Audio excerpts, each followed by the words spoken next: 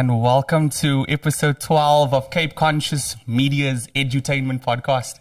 Today we have a special guest, a brother from another mother, from Ireland. From Ireland. How do you say it? Say Ireland first? Ireland.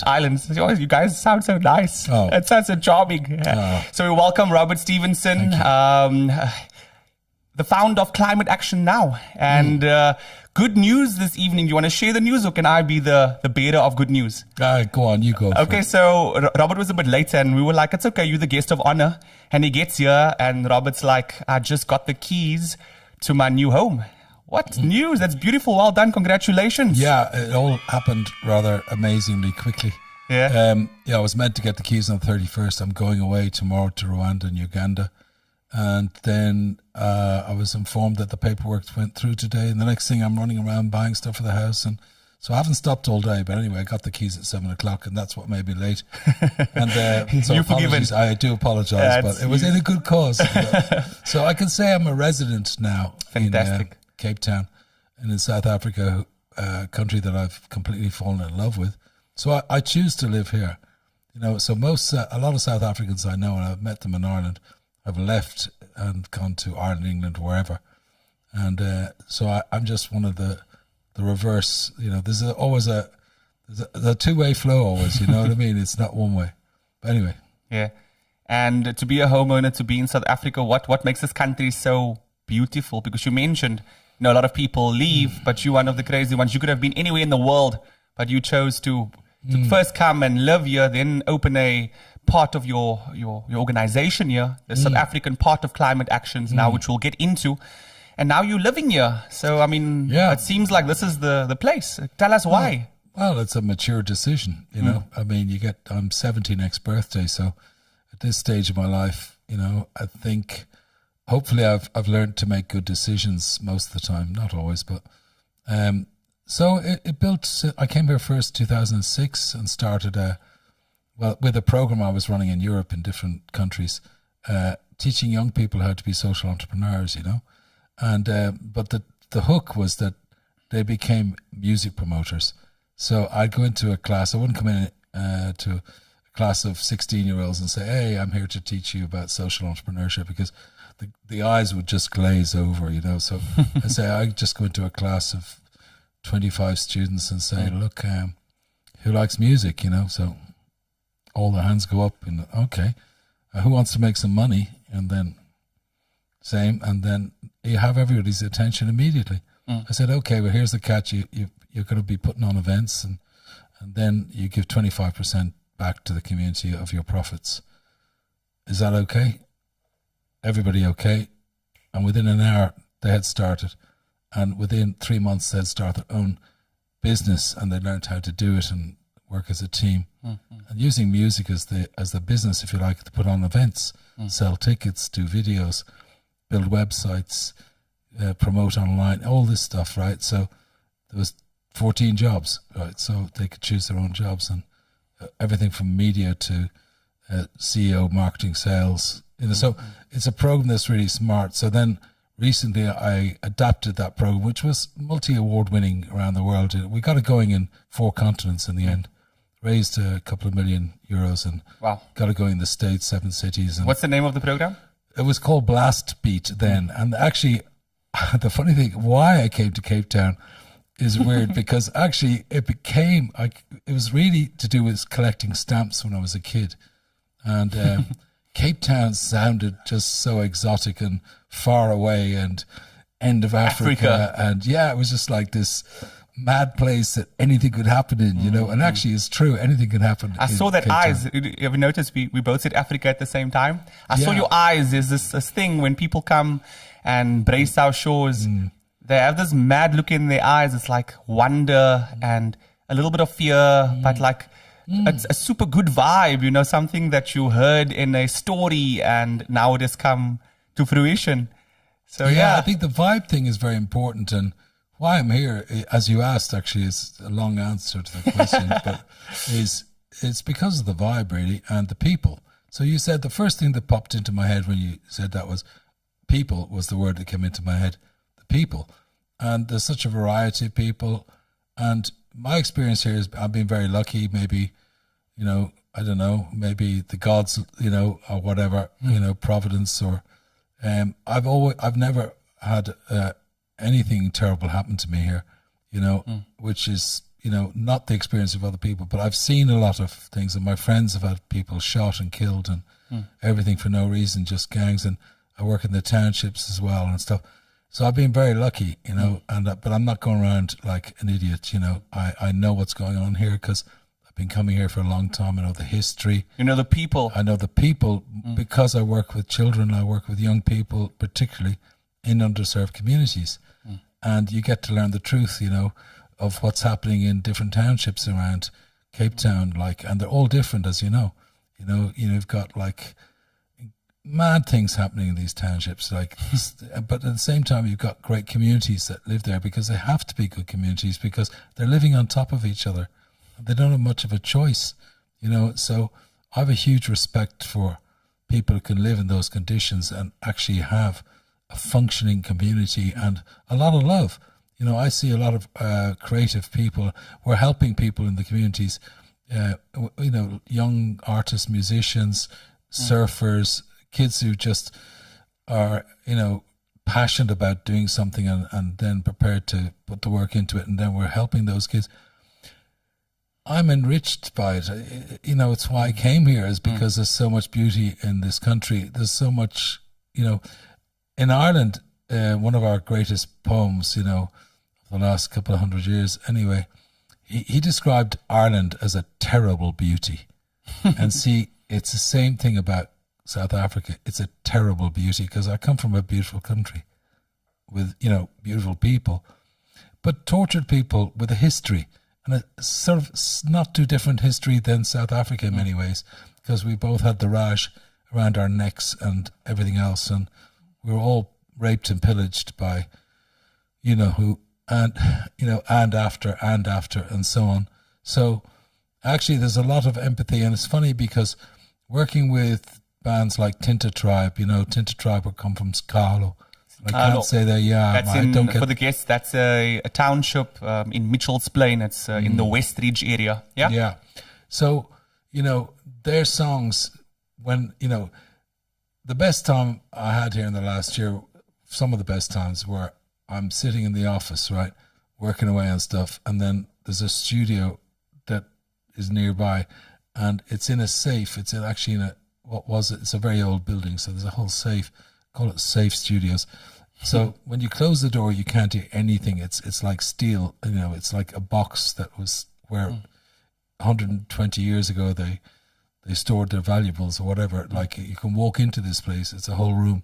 But anyway, then the music coming out, so I'd leave the door open so I could hear a bit of what was going on, and the fun that was happening in the studio. And amazing. Then Tinta Tribe, were writing like 4, 5, 6 songs a week, So what is, if I may ask for the audience, Tinta Tribe, is it one of your projects? What's the relation to you? Gosh, actually that's a good question. Because the guy who started the band and got it together is like my soul brother. And Shaq. Shaq. Shaq is, because he won, when I did that program I brought here first, Blast Beat, which is this a social entrepreneurship program, he won the music part of it. Okay, so that's the relation. Yes, and see, I was the chairman of the judges, and I knew he was going to win, so I had a camera with a lens on it. I took photographs. I was positioning myself, so when it was announced that he won, I would get some photographs of his expression. Fantastic. And I did, but he burst out crying. Wow. So you saw the talent, and what year was that? That was 2006 or 7. So that's about 17 years ago. And you've maintained the relationship, and now you still continue to support these amazing, talented people. How big is your crew, if I may ask? Because I know you have a lot of people that you've worked with that joined the competition so many years ago. But what I've noticed is that the people that are with you are people that they're still with you. That you still have amazing relationship. It's like. Yeah, you have kind of a father, brother, cool older brother vibe going on there. Yeah, well, it's funny because, particularly with Tinta Tribe, we all we greet each other as Mulungu. Mulungu. Yeah, so we took that name back. What does it mean? Well, Mlungu is often, it means boss in a way, isn't it? Or Okay. something like that. But it means lots of different things. And this is what I've understood. So between friends, it's like, hey, mate, you know, how, you know, it's like amigo, you know, it's like, but it can mean, when a person says it to a white person, it's like, I never liked that because it's apartheid stuff, and you see, the Irish were the victims in our past, so we're sensitive to that. So, the Brits were our bosses, but they weren't. But you know what I mean. So it's the same thing. So we just reclaimed it. We said, okay, so we're all Mulungus because we're all actually business owners and we're all bosses. All bosses. We're all bosses of our own destiny. We can do, we're in control of ourselves if we are, and so actually everybody's a Mulungu if they want to be, right? Is you don't have to be a slave to, others. You can create your own vibe and business, and increasingly so. And I suppose part of what we're trying to do with Climate Actions now is empower young people to set up their own businesses and own their own businesses. And we provide, a certain amount of finance to get them from zero to where they need to get to. So angel investor in them and their company. So we help them set up a company, that we help them to, we help grow them and upskill them because, most of the young people we work with would, of course, have had no business experience beyond trying whatever little hustle on the street was going on. But nothing sustainable, nothing. Nothing, nothing sustainable. But suddenly they realize that through their own creative abilities and innate abilities, that's given some space, then it explodes. And that was what I was saying about Tinted Tribe. Is that, out of the studio, I was hearing this amazing music coming every day, 2 tracks. I was saying, what's and then at the end of the night, we'd sit down and say, they'd play it to me, then they'd explain it to me line by line. And I then realized that a lot of what they do, they're different because they talk about real things and things that affect people in the township and just life in general, coming from where they're coming from, and they're not trying to big it up, or there's none of the videos, you won't see one swimming pool or bling or real. It's real, and that beat is real as well. And the beat is real. So, but the stories remind me of Irish society. You see, so I lived in the west of Ireland in my life, and I in an area spoke Irish or Gaelic. Everybody spoke Gaelic, and that was excuse me. So it was a very different society because they were still living on islands, and they hadn't really been that infected. It's different now because you've got TV and all that, but this is going back to the 80s, and lived and worked there doing fish farming, and that. So I had all this experience of creating a cooperative in the west of Ireland with people who spoke a different language, but they're Irish. I'm Irish as they are, but we both speak different languages. Like in Cape Town, on the Cape Flats in the township, or in the leafy suburbs, Muizenberg compared to Sipalo, for example. Exactly. And the poverty was there as well in the West. It was the same thing. So I have an innate understanding of it being Irish and having had that experience in life. But I think people in a lot of other European countries might not have that sort of. People hear island and we kind of feel or see it as, or we paint the whole Europe with the same brush. It's like people come from money, that, colonize. It's just, you guys are painted with one brush. It's weird when we hear stories about people from Europe and poverty, I think it's a big misconception. And in Ireland as well. Yeah, still today? Well, there still is, yeah. It's all relative. But, I mean, when I was in Connemara in the west of Ireland with the fish farm and all that, with the mussels, we were growing mussels. We were all very organic, actually. Nice. And I'm very good. I know how to grow mussels if anybody wants to grow mussels. But anyway, the interesting thing was that, the cultural differences and everything with the same island. But the long and the short of it is, if you scratch us, we all bleed the same blood. You know what I mean? So there's a lot of cultural similarities between the Xhosa people and the Irish people that I've seen you know, in many ways, Wow. that remind me particularly of the native Irish in the, you know, it's a different culture. Do you know what I mean? It's a very different culture than the British culture. The Celtic culture is 3,000 years older than the English culture. You know what I mean? It's old. It's indigenous. And then this town, Mother City, you see, the Tabletop Mountain is 400 million, whatever years old. It's the oldest mountains in Africa are here. Yeah. And that means something. There's a energy, there's something about that. But the funny thing is that the mountains where I live in Ireland are the same 400 million years old. The oldest mountains in the world. And do you know where they came from? And it's called the Burren, and it's limestone. It came from West Africa, where it now is West Africa, but the continental shelf moved, and so the Burren. So Ireland is Africa. Yes, it is actually where I have. That's true. Geographically, that's true. Is that it took 400 million years for those. So the limestone mountains, or hills, because they're rounded, of course, because that's why Tabletop Mountain is flat. It's so old. Yes, it's been eroded to that state, right? So the Himalayas are pointy and the Alps are pointy because they're new, right? So anyway, it just shut out.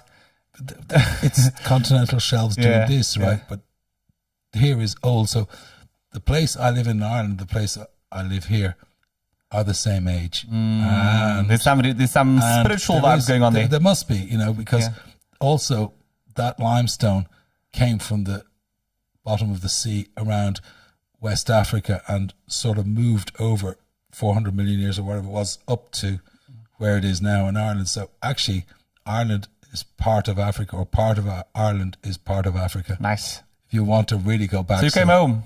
So maybe Ireland should claim the whole of Africa, or maybe the Africans should claim Ireland like the Russians are doing with Ukraine. You know what I mean? How far back do you want to go? Anyway. Yeah, man. Yeah, it's nice to hear some history. Yeah. So South Africa, we welcome you. Well done on securing the property, and tell us about climate actions now, because you've been obviously you started off with Blast Beat, and then you moved on to Tinted, but can climate action now, that is your main baby. Give us a bit of information about it. What is it about? Well, it's probably the most important thing I've ever done in my life, and luckily, well, I suppose the epiphany came some years ago when I realized that all the other good work I'd done was sort of heading nowhere if the young people I'd helped then, and there's no future for young people, because if we don't do something, there was a moment of epiphany, you know, some years ago, and sitting overlooking the sea in Ireland, you know, realizing that if we didn't do something about climate, then there wasn't a future for these kids, and all the work that I and millions of other people have been doing around the world was for nothing. You know what I mean? So it came clear to me that at that moment I realized, sitting on my own, overlooking the sea, that I had to put all my efforts into that. But that doesn't mean that you get depressed and you start, you know, beating yourself up. You know, anything you do, it's got to be fun, or else you won't do it for long. If you love it and you're passionate about it, and then if you find a mission that you know is actually the most important mission left to us, if we ever have one, is to protect our own planet. Because, you know, there's no point in making money if you can't breathe the air and there's no water to drink. Can't eat the money. You can't eat the money, and you can't eat the gold either. So the reality is that. So that moment sort of made me realize that, and why I came to Cape Town was working with young people and helping them doing all this good stuff around music and social enterprise and everything. And then I thought, well, what about their children? You know, where are they heading for? You know, so I said, okay, right, this is what I can do for the rest of my life, literally, like as long as I'm able to breathe and make sense, then this is what I'll do. And that gave me a complete new lease of life, because every day is important. And, you know, it's like you get up and no matter, you say, okay, like you're on a mission. You know, once you're on a mission, I think if the mission is good, then it's a very empowering thing. It gives you a lot of energy, right? And if the mission is about helping the planet, and Mother Earth is an energy, I actually increasingly, as I say, I'm 70 years old in June. I realized that, I really actually believe that the Earth in itself is a life form, right? And a lot more powerful than we realize. And I believe there's an intelligence there has to be, of some level, just maybe an intelligence that we don't quite understand yet. There's a lot of things we don't quite understand because we're just a little grain of sand, on the beach of everything. And so logically where we are now is that, when I've noticed something, right, maybe other people have too, if they have, just let's hear about it, because when you're on this path, right, doing climate action, and we're doing different stuff. We're working with music because it's about communication. Let me get onto that, and then I'll go back to that. Is to explain what climate actions is, right? So if you take the wheel as an example, so the axle of this wheel is climate action, something to do with having to improve our atmosphere and reduce carbon emissions, greenhouse gases, pollution, and food security, and all this stuff that are essential, actually existential. So if you take the axle as that, then you take it like a wheel, like the wheel of life, the Buddhist symbol.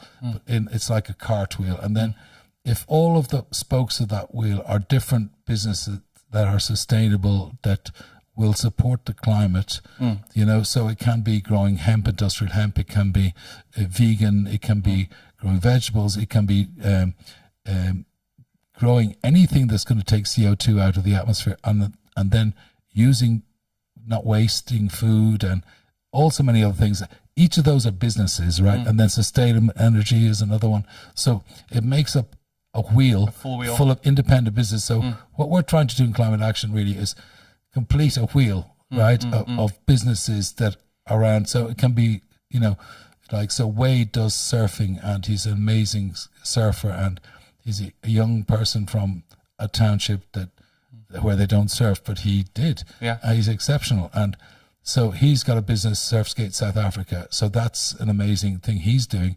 And so he's realizing that, but he organizes beach cleans. He talks about so for every business that you get into, it needs to be climate orientated, because we only have this one planet. And if we become a bit more conscious and all play a role, we can do it together. So you're saying that it's important for each business to have an angle, or to have something that is climate orientated. That's what you're saying. This is the most important thing that we have to deal with. Yeah, it is. It's just a part. So if you're an artist, musician, you might use your voice to speak about something. Yeah, and you might have 50 songs, and one or two of them are about that issue. But why wouldn't they be? Because because you might have 10 songs that are about girls or whatever, Or, girls are going nowhere, but the planet is. So I think that any artist or anybody who's got a brain is going to realize that, they have feelings about climate issues. And I'm just saying to them, like I said to... Talk about it. Yeah, well, for example, SGG or GG, sggmusic.com, and Shaq, and just because we're friends, then we're talking about issues, and I talk about the issue, and they didn't know too much, and then we talked about it more, and the next thing I said, well, how do you feel about this? Yeah, they say, yeah, well, they were there for the drought. They suffer in the townships. Went through it. They went through it, so they know more than people who live in the leafy suburbs do. So they really feel it, right? So as soon as I said to them, within a few weeks, they all written songs about it, and they're brilliant songs. Good songs. So SGG has this great song called Global Warning. Global Warning, right? And it's just so cool. And the kid who filmed it was only 15 at the time, local talent. Is that the song where he described Earth or the climate as a woman? Yes. The comparison song. Yes. Very clever. So the start of the video, and it's on climateactionsnow.org if you want. There's loads of content there. All these videos we're talking about, are actually on the website. That's Climate Actions, that's plural, Actions Now, climateactionsnow.org. If you link through to that, you'll see these videos. So you see Shaq, and we did a song around, the first thing that actually brought Tinted Tribe together was doing a song about Do It Like Greta. Right? So I asked Shaq, we talked about the issue of climate change, and he talked about how it's affecting people in the township and the water running down, there's, mad stuff that, shocking, what's going on, and then too much water and the sewage thing overflowing and some more Machel. And you drive through this stuff. It's unbelievable, what people put up with, And so the only way of dealing with that is actually, you can't change the world, but you can change 10, 12, 14, 20 individuals that can change the world. Change. It's like the ping pong effect, if you you click one click, so it will spread quickly, but you need the leaders. And go on, sorry. I want to talk about the spoke. You spoke about the different businesses or different organizations that all are part of the spoke, and the spoke makes a wheel. We are in the media space, and I like to also challenge my guests and get them to speak about the media space, because you just, accepting to be part of this podcast shows that the media space is very important. Number one, are we a spoke on that wheel? And number two, what role does the media have to play? Well, actually, it's a bloody good question. Interesting enough, what I hadn't said was that the axle is climate actions, but the ball bearings are education and communication. Okay. So we both. I actually have a video. It's on Climate Actions Now. Some young people I know in Ireland, 18, 19-year-olds doing digital stuff. They made an animated video, and it talks to that. Nice. I'll put it near the top of because it's 300 pages on our website. It's deep. There's a lot of stuff there. So I could hardly find that video myself the other day. But look, to your question, the fact of the matter is that education and communication are the ball bearings that make the wheel go round. Because if you don't have that, it won't go far. It'll burn out. It won't, So with that, you can have if you think of it the way my brain works is, so there's climate actions, then there's the education ball bearing with the communication ball bearing, and that's intrinsic. That's at the core. And then the spokes go off that, and then the outside of the wheel is the commercialization of all that. So all the businesses are connected in some way. So music is connected to videos, is connected to, some advertise to so many things. They're all connected, and all the businesses are connected. Everybody helps each other, and you build a community of people through that. So the businesses are independently operating, owned by the people who own them. Climate Actions Now will have a minority stake and not a controlling. They run their business, but we supply all the management. We supply the angel investment. We supply the love. Actually, it is very much a love thing. Like we are a family. You've seen it, Got you. Yeah. So where we go now is, I'm really excited about this year, 2023, because we've all come through 3 years of difficulties, and I have too. We all have. Yep. And in our own different ways, for different reasons, family reasons, financial, health, and deaths, everything a lot of stuff has gone down. So I think this year is a year for renewal. It's like 2023. 23 is a magic number, it's always been a number I've liked for some reason. And so for the last, many years of work are now come to the point in 2023 where we're going to lift off. So, same. So exactly for all and the Nansel, right same reasons. Nansel. Let's ease our time, eh? Yeah, it is because we've all put so much effort into this, and things are changing, and there's an energy which is even an earth, Mother Earth energy, and this is the Mother City. Don't forget. Yes, sir. So Mother Earth, and Mother it's the oldest. City, it's the oldest place in the world as well. One of the oldest. Yeah. And with Ireland, so this is the connection, right? So why is this? I don't know. Maybe it's Mother Earth saying, "Hey, go on. So you need the house early. Oops, there you go. You get the house early." Do you know what I mean? there's a win behind your sales. If your mission is honest, it's good, and it's to save people's lives, and you're not looking to make money, you're looking to try and at least make what you're doing sustainable, and of course pay people, and people should be paid, Yes. know, and paid well, and as well as we do, we'll be able to pay people more and employ more people and so on. But it's not about money, it's about the mission. But if you're very successful with the mission and the green economy, Will come. you know, the money will come. You Yeah. know, if you're really good at the music or the dance, and then there's Cameron Lombard Yeah. as well, you know. So where it is now, it's a sort of exciting moment. Is for whatever reason, all the bits are coming together at the same time in the same place. So Cameron's come back from Strictly Come Dancing in London, where he's been on the show for the last 2 years, the youngest ever professional dancer. He also won South Africa's Got Talent, if I'm not mistaken.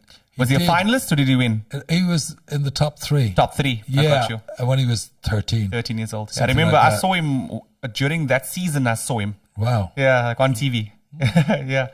So he's back now after a successful came time back to- with Strictly very- Come Dancing. Yeah, so that finished like a few days before Christmas, and he got here on 1st of January to launch. You know, we got together with Io as well, who is the South African youth and junior champion for the last 6 years, and so he's together with Cameron, and we're opening a new dance movement. Nice. Right, and it's starting on the launch date is the 2nd of February, and it's going to be in OBS, and we have a venue on hold at the moment, which is a really nice venue. I don't want to mention its name right now until I actually have Secured it. 100% and shook his hand and paid the money, you know. But we're going to do an event there in late afternoon, like 4 to 7 or 8. It's the first Thursday in OBS. Yes. And there's a lot of amazing people come together in OBS and like all sorts. It's a very interesting thing that I've discovered there. It's one of the things about Cape Town. And so we're going to do it that night because there'll be a lot of people we'd like to be there anyway. We'll be in town anyway, so it makes it easy for everybody. Fantastic. And then they start there and then they go off and enjoy the rest of the night. But Yeah. so we're going to launch everything there. So it's Cameron is launching with Io and with Sean SGG. So he's doing street dancing. So it's dance, rap. There's more or less every sort of dance because they're the like reigning champions for years, and because of Cameron, you know, he's only 22. Like he went to London doing Strictly when he was 20, youngest ever professional dancer in Strictly ever. That doesn't happen by accident, right? You know, and so, you know, his passion is, along with all of us, is to get things going in South Africa. So as soon as the TV series was finished, he came back here, and we're launching Can Dance. Nice. And the website will be up on this coming week, you know, and we're going to do dance classes for Latin ballroom, hip hop, street dance, and then they know who are all the best dancers around because that's their life. That's their vibe. And they're going to pull in some of the best young dancers to be able to teach any type of dance that you want. You know what I was thinking? I got this like epiphany or this moment of inspiration. How cool would it be, Nantal, if we do our podcast, right? But while the podcast is happening, there's a camera positioned maybe like so for example, we're talking about Cameron and he's doing his dance and then he does his dance. I think that's also cool because podcasting for me, it gives more information, it's conversational, it's fun. But if we can integrate the podcasting also with a little bit of some live action pieces, I think that will be super good. Yeah, well, I mean, that would definitely work. It'll be cool, right? Afterwards they have their presentation or they do the dance and then afterwards we do the interview. So we can learn more about who that amazing dancer was and hear his voice, feel his energy straight after the dance. You know, to link the two. I think that's a brilliant idea. Yeah, it'll be good, right? Yeah, I love the integration doesn't have to be the Yeah. same time, but I think also like you see someone, they're in their element, they performed, it was well received, and then we speak to them. The buzz is still there. Well, I you know? think here's the vibe, right? Like, what about we ask them if they'd like to, you know, come on the show? Yeah. And because, you know that every single one of them has an amazing Story. Yeah, I think we should have that because people don't know much about them in the heart space. A lot of people are much more interested in learning or getting to know me now because they know me now. Before it's like, oh, I see Rob, and then Rob is this climate actions guy, and I always see him once every couple of weeks. So it's the same sort of person. But once you see someone and they open up and they chat and it's a long conversation, there's a different connection. And I think in order to have a secure following, real followers, I think it's good to have a platform like this where you can actually open up. They're not just seeing you dance, but they feeling who you are, and they're hearing what you feel about the world, and they opening up. Okay, well, you know what? It's funny you say that, because actually we've been having the same conversation. Okay. And then you were also saying about communication, right? Which is your question back a while ago. Yes, you remember all the questions. I like that. Well, I work like a crab. I sort of come back to them. You know what I mean? You know the way a crab walks sideways. You know? That's super funny, because you always come back to the question. I'm like, I forgot about the question. You come back. I like it. Because it pops into my head is because we're having a conversation between friends, right? Yes, yes. And we could be in a pub somewhere in Dublin, except we'd have a pint of Guinness there. Not Guinness, I'm jammy, bro.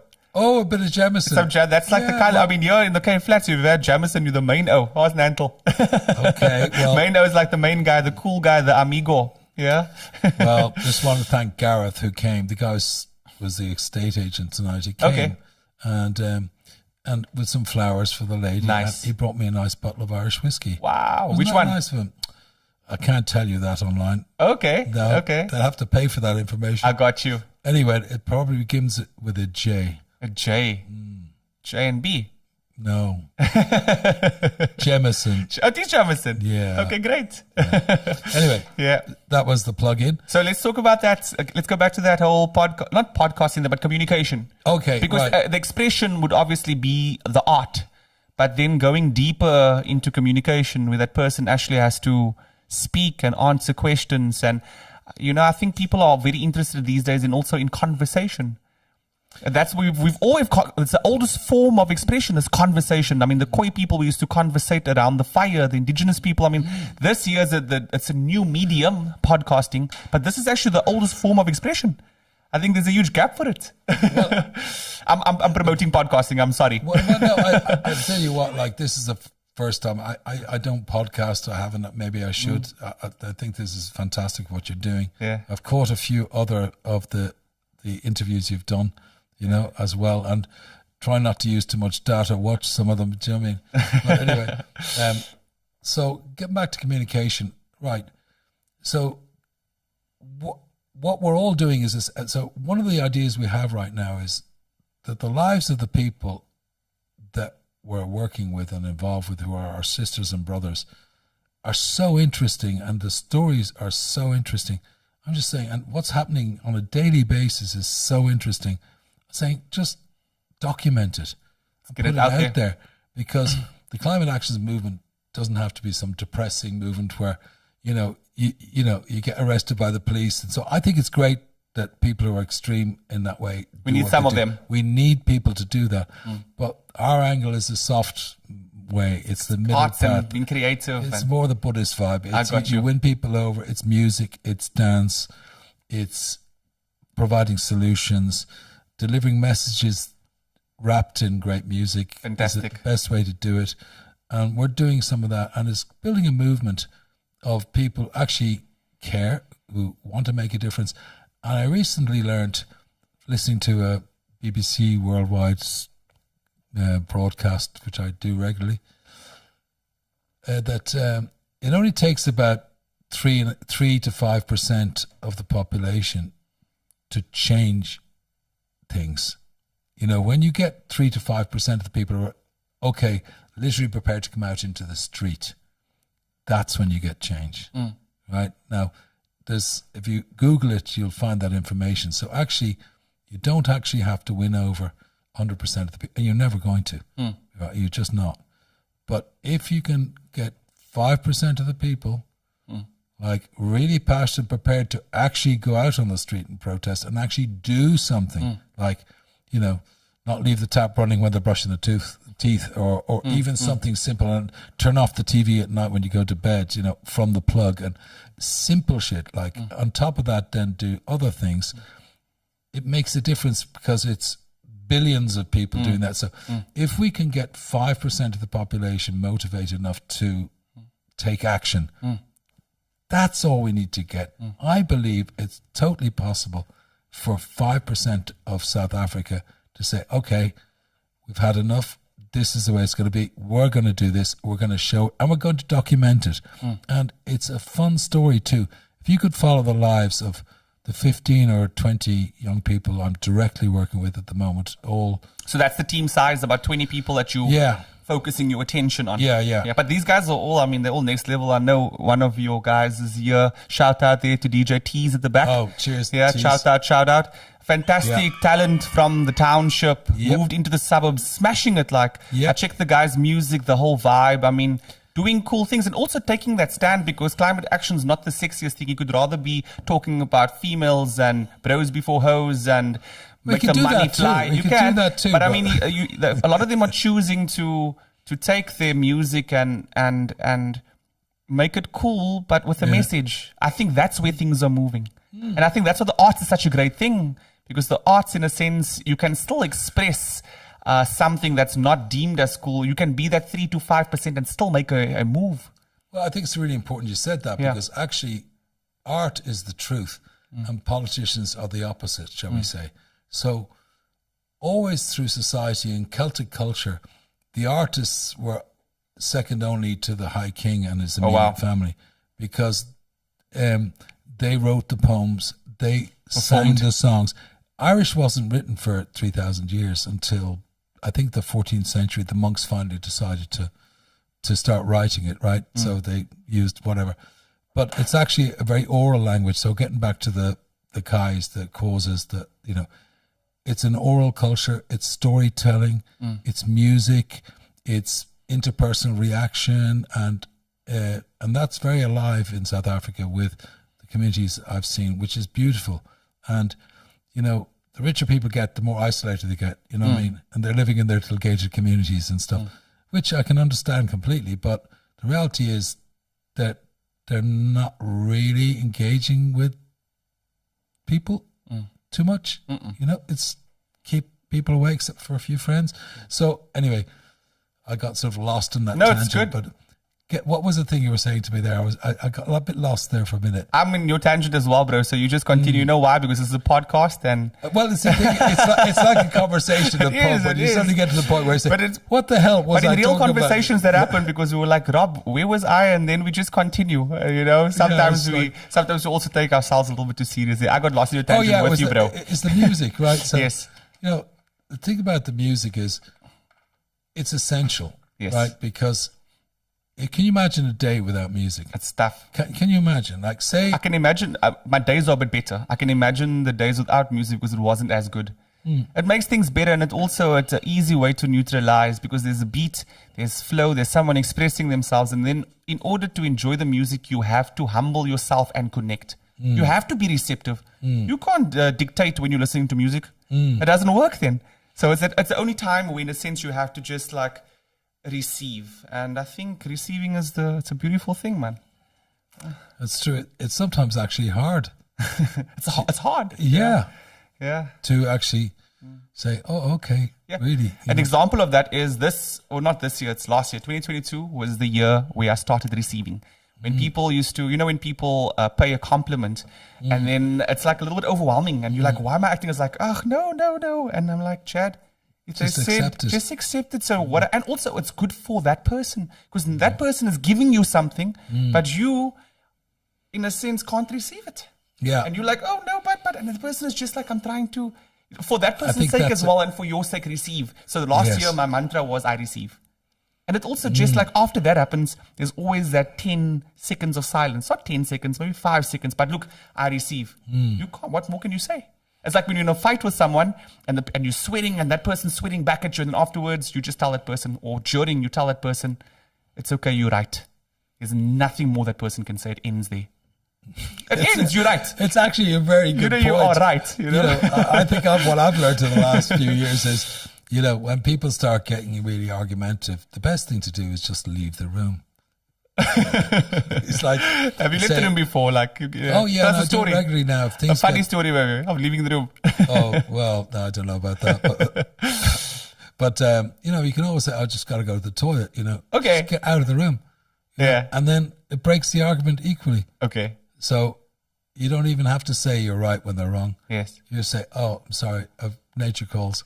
Just get out of the room, go to the toilet, and then walk out and walk away, and don't get involved in an argument because you're not going to convince the other party when they're angry Doesn't anyway, work. and so on. So, like, I suppose also the lesson I'd share is let things go.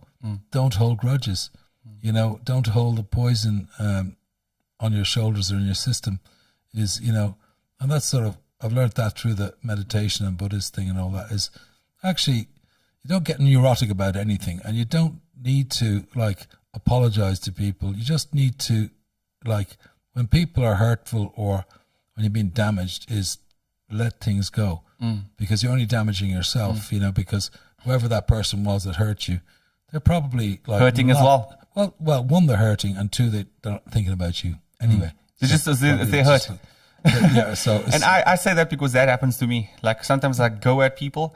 I wouldn't say they don't deserve it. Sometimes there is a certain level, or who am I to say, but I wouldn't do it for no reason. And I do it, and there are reasons, but it's also like I wouldn't have done it if I was in a calm state. It's also at that time, it's like I had a lot and life happened.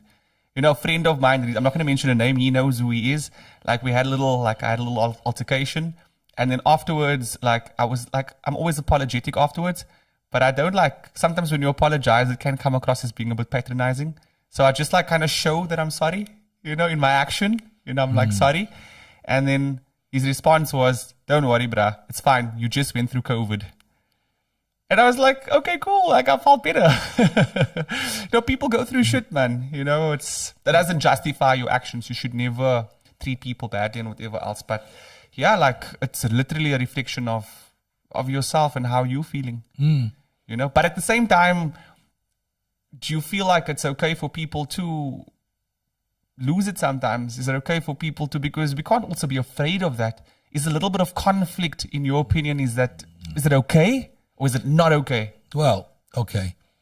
You see, we're all full of emotions and shit happens, right? And there are times when we explode like a volcano. And, if I was a better Buddhist, I'd be able to just observe it and see it before it actually exploded. But like anybody else, sometimes people can just poke you at the wrong time in the wrong place, and it's tough. You say something, or I've never hit somebody, but I've wanted to, and really wanted to, and but I've said it with words, and I'm good with words, so I've stung. But then later you regret it, So the thing is, really, it's about you need to get to a point where you can feel the heat coming, and as you feel it, you could just do a simple thing: is just do something else, like yes, just take a breath. Yes.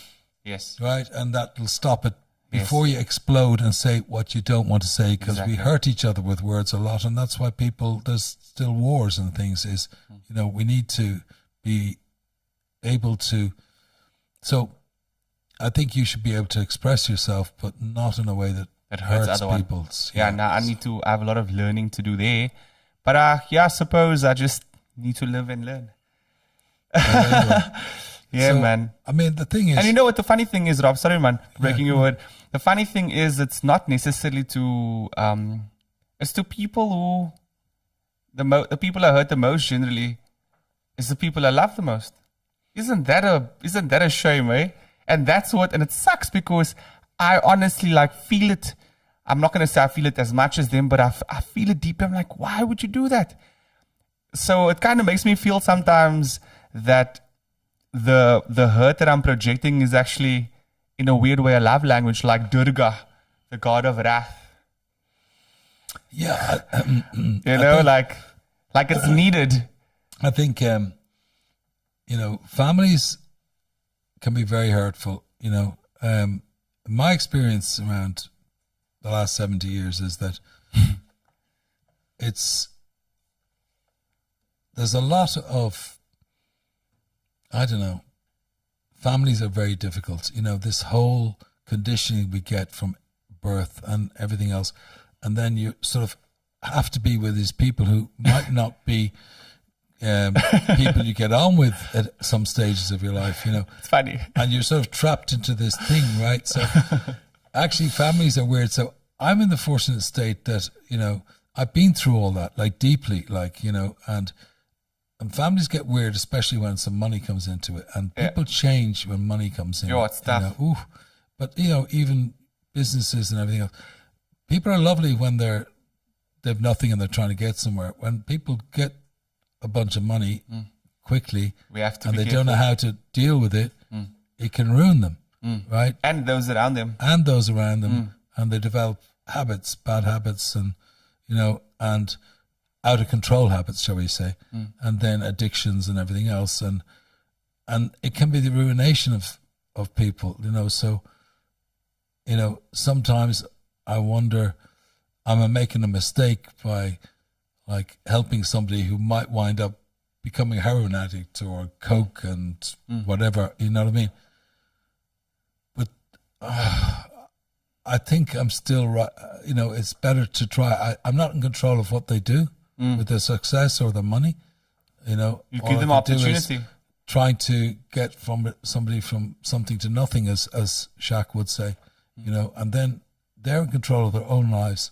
It's it's up to them what they do with it. You know what I mean? And you know, I'm on my way out, but I want to go out in a way that I'm leaving a legacy. So the house I got today is actually for Climate Actions now. So when I pass, it's staying Into the business.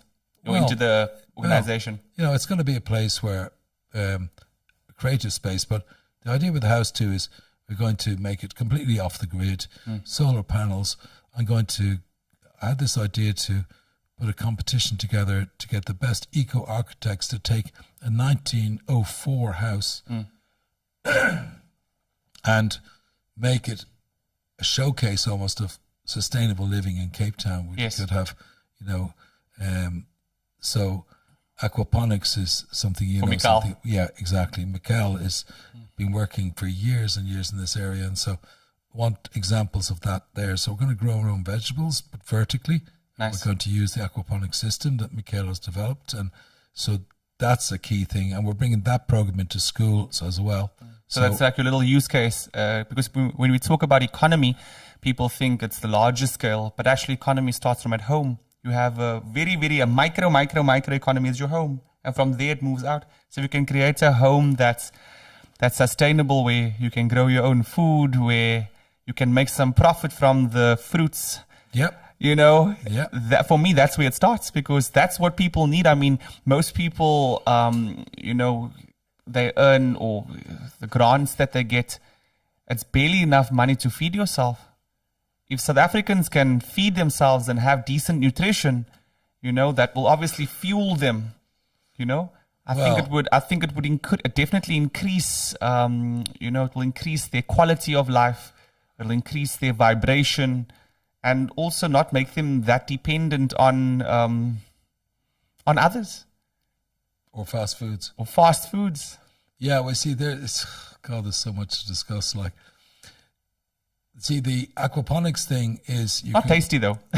well, see, in the townships, people don't have land as such. They've got a small space, but they can grow vertically. So that's what sort of aquaponics really can achieve for the township. I got you. And really, this is going to start with the children, like teenagers, who get passionate about this and bring it back to their township and stuff. And then from there, you just have to start. You have to plant the seeds. You really, I mean, climate actions now on its own is never going to change the world, but we're going to change something. Right? I think it's the collaboration that you guys are getting involved in. Yeah, well, it's about You guys building, are really good at that. well, it's about building community, Yeah. right? So actually, anybody who's been listening to this podcast, or you know, and it's been really a conversation. I mean, I'm exhausted, and but enjoying myself being here and having had a glass of wine earlier to celebrate. And this is water, actually. Cheers, it's not mate. vodka, I promise you. Vodka. But the reality is that it's all of us coming together, right? And you know what we're saying at the very start of this thing, that you were, you know, you're doing a thing.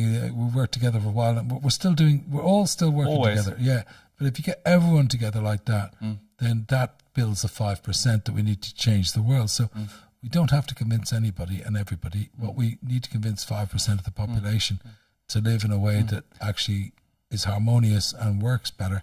And for good reason, people will choose to do that. And then I think that there is great hope between now and 2030, despite all the calamities we're looking at. If we can just change our little space here, and then if enough people are doing the same thing in their space, everything changes. No more, no less. If I went to that wall and I put an X there and spray, and if enough people put X's on that, the whole wall will change cover. It changes straight away.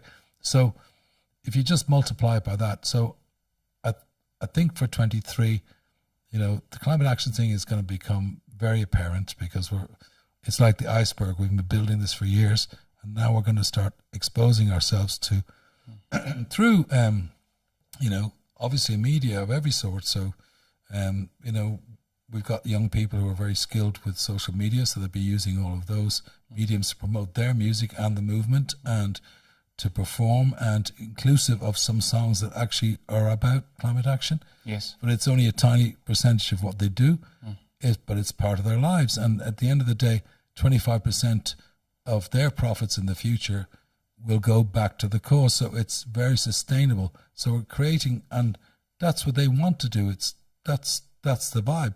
So if everybody did that, and that is a teaching. It's funny actually that there's a Buddha sitting here, but actually was what the Buddha said is 25% of the excess should go back to the community. Yes. And even if we did 5%, it would change everything, right? But 25%, it's a guarantee that everybody will be better off, and we can do it. So social enterprise is about that. All the people I've been talking about tonight, and there's more, go on to climateactions.org website, and you'll see the ambassadors who are also sports people. Wade, and we've got Robbie, who's now got a scholarship. He's in Florida. Nice. Cameron has been in the UK. He's coming back here to share 2 years of experience working with the biggest TV series in the world, practically. Like, it gets 19 million viewers every week in UK, and it's in 50 countries. So Cameron is known all around the world. You know what I mean? Beautiful. He's coming back here to help start a dance school that's going to reach out and, deliver to people things. And the message is there too. So it's bringing all these elements together, the music, the dance, the running, the surfing, and it's fun. And then you get young people involved because they want to be. And then you teach them business skills through putting on events in their schools, growing vegetables, making money, learning how to process those vegetables, not just grow them, but process them and sell them and start a little business, growing vegetables and processing them and selling them and making more money, and maybe even, making particular growing foods to order for making beautiful vegetarian patties that Dr. Falafel. Yes. The beauty of it is that the reason why I did the Dr. Falafel patty in 2019 was because we needed something fortified in a form that you could put on and into everything. A patty you can put onto a bun. A patty you can put onto bread. A patty you can smash and mince onto a salad or onto pap and flakes. Or a sandwich even. Or onto a sandwich. Now the beauty is now with the greens, you can fortify it. So the greens is the nutrition, because no one really wants to eat greens, especially in the Cape Flats and townships. It's like, we eat for not just meat. That's not just in the Cape Flats and townships. All over, a lot of us are still very dominated by our sense gratification. But we are waking up and we're realizing that we do need to be much more nutritious, because when you eat healthy, you actually, besides the taste, you feel good. And those crunchy, alive foods can easily be put into a patty. And the patty is delicious. It has breadcrumbs you can put in there. You can put in chickpeas. You can put in black beans. You can put in all your different types of delicious flours. And you can deep fry it in oil, slap some mayo and tomato relish and caramelized onions. And you can have a flippin' meal, bro. And also at a fraction of the cost. So what I'm saying is that I think... it's down to the taste thing. Here, yes, the taste is important. Here's something, right? So recently, in the last 3 months, I've made a point of getting... I'm not a vegetarian, although I have been, and I've been a macrobiotic, and I've You know, I've meditated, I've done my guru A thing, bit of everything. a bit of everything, you know, done my gestalt and my primal screaming. But, you know, the food thing. So actually with the young artists I'm talking about, so when we're out, if they don't, I will order the veggie burger to test it in different places and to see what they're like.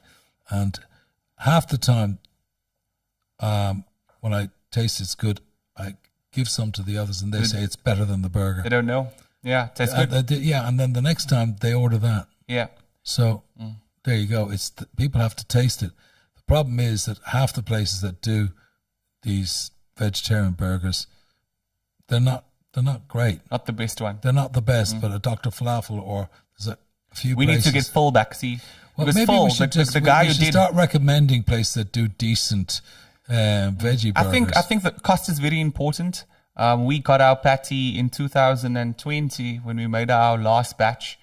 We got our patty down to about 5 to 650 per patty, 150 grams, 22 ingredients, and pretty delicious. Like very you're chickpea giving away based. your whole business strategy. No. Look, for me, it's about the nutrition. No, I'm joking. So I think it's a scalable model, and I think it's definitely something that we can get out there.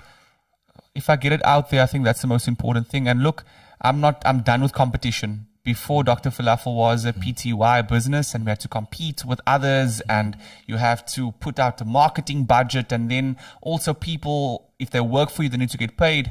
But if you're doing something good, and you know how to ask through a proposal, people are there to support you. You just have to be focused, you know. So like with Dr. Falafel now, we're going into a non-profit space, and for me, it's to put it out there, to get it out to as many people as possible, and it's also sustainable because it's liquor. It's not just something that's healthy; it's something that's tasty, so people will pay for it. So I think it's be good, but also create a product that's going to be sustainable, where you're not always dependent on your funding.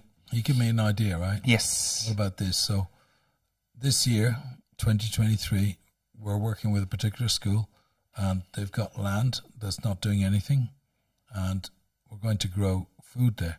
So what about that we grow the ingredients you need, your perfect Dr. Falafel, under controlled conditions where you can guarantee the quality of everything and the purity of everything, and you grow particularly for Dr. Falafel patties, and then that in itself, and it's helping these kids that are in this school, and they're kids from underserved communities, and they're learning how to grow and sell and package. Create a full product.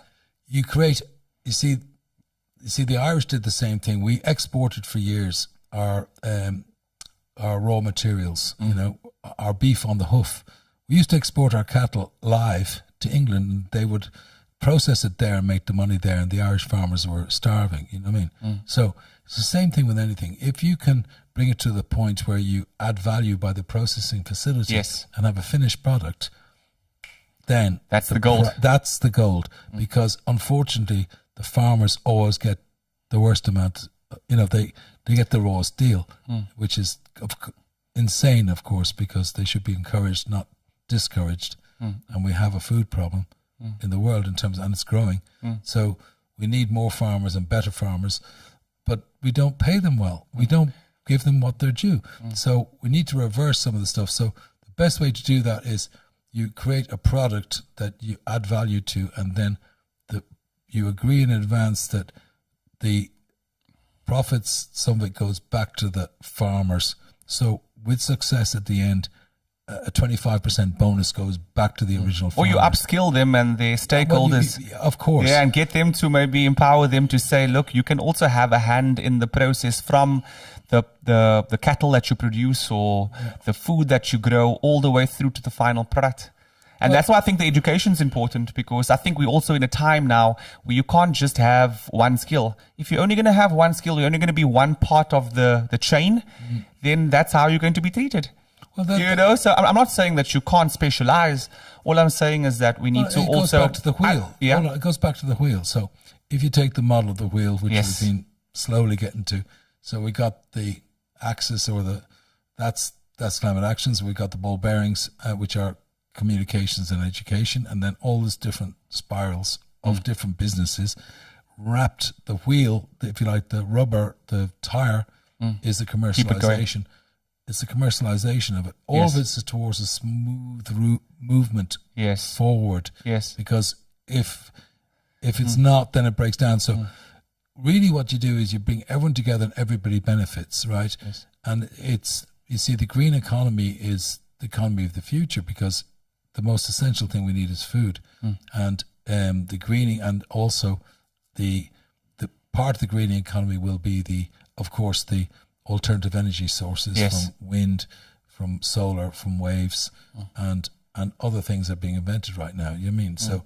And the reduction in animal production. Well, here's the thing, right? I just want to get a plug in for hemp here. You know, is you see, in Ireland we have a big problem, and to some extent here as well.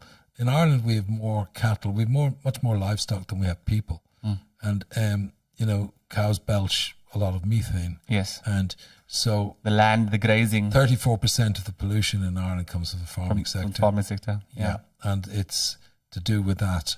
So you can't tell a farmer not to have a cattle farmer not to have cattle.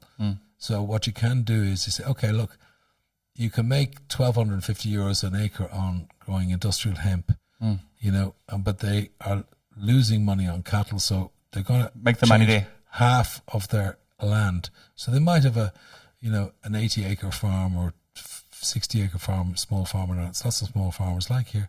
Well, no, here's not the same. You've got huge farms, but like we were the impoverished, so there's lots of small farms, but they're not viable on their own. But you know, if you go half of your acreage with hemp, you could make more money on that, and that will sustain your traditional cattle side.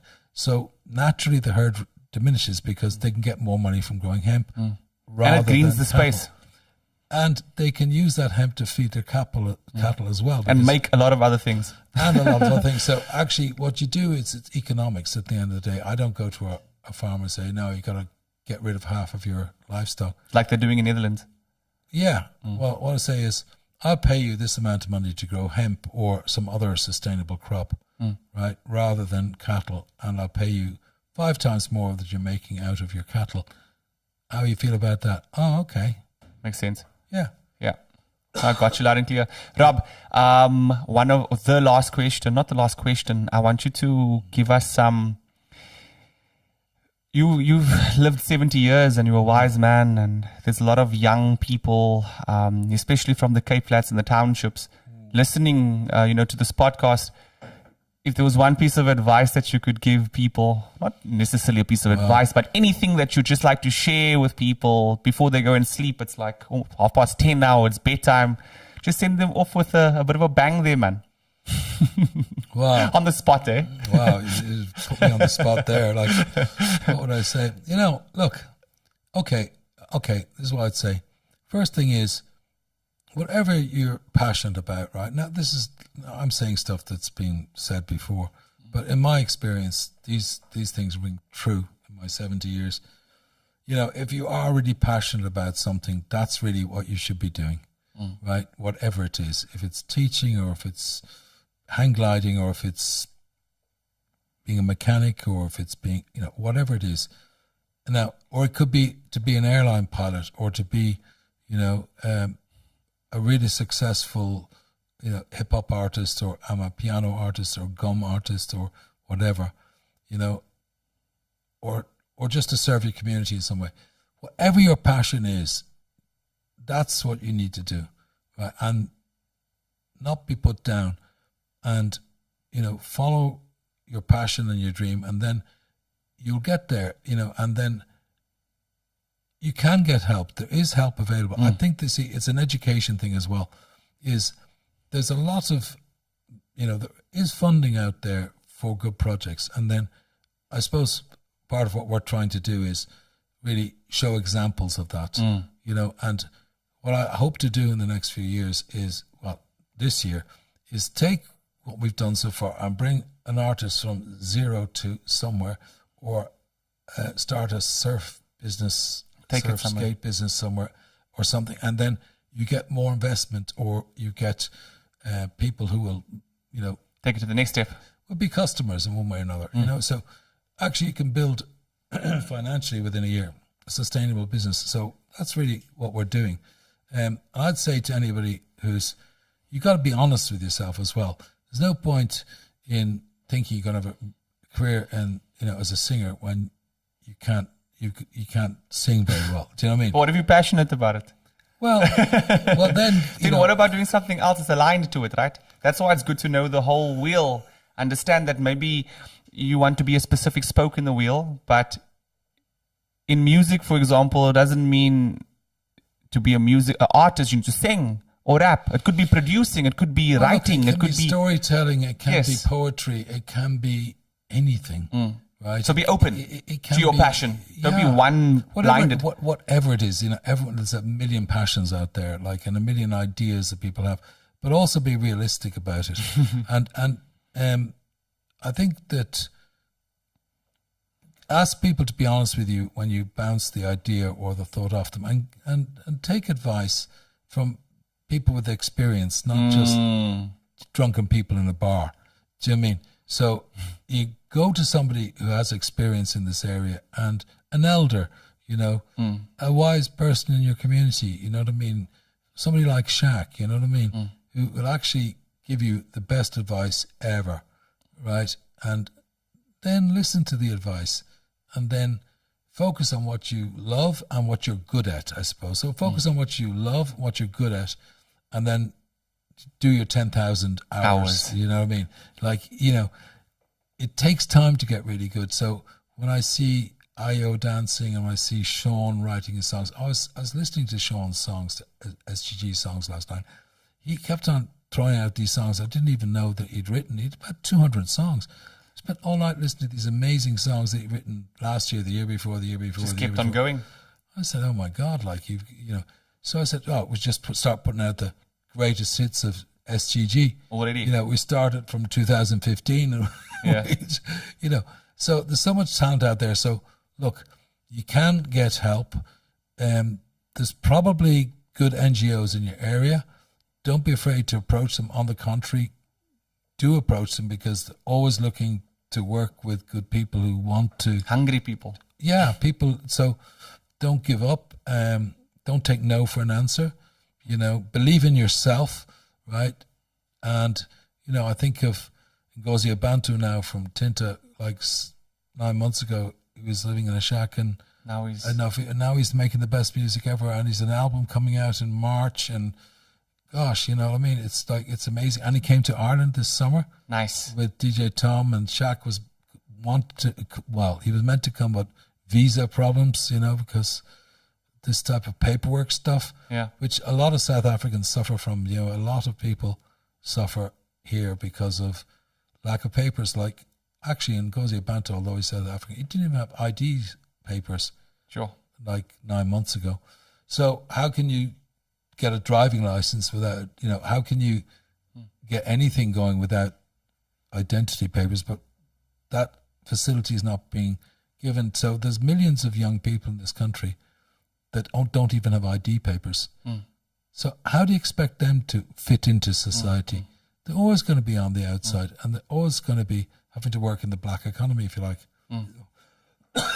That's the name used in Europe so the economy that's underground, it's the black market. Yeah, and it's not taxed, so the government doesn't get any money. You know what I mean? So there's a huge underground economy here.